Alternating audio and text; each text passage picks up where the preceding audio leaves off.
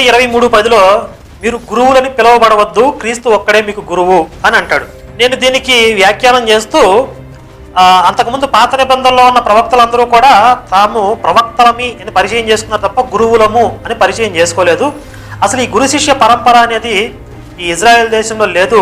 ప్రపంచంలో ఎక్కడైనా సరే గురు శిష్య పరంపర ఆ కాన్సెప్ట్ ఎక్కడ ఉంది అంటే కేవలం భారతదేశంలోనే ఆ కాన్సెప్ట్ ఉంది అని చెప్పి నేను చెప్పడం జరిగింది. అయితే విజయప్రసాద్ రెడ్డి గారు ఏమంటారంటే, లేదు, ఈ గురు శిష్య పరంపర అనేది ఇజ్రాయెల్ దేశంలో కూడా ఉంది, ఆ కాన్సెప్ట్ అక్కడ కూడా ఉంది, కావాలని నేను చూపిస్తానని చెప్పి ఒక రెఫరెన్స్ చూపించడం జరిగింది. 2వ రాజులు 2వ అధ్యాయం 3-4 ఆ వచనాలు ఏవో చూపించారు ఆయన.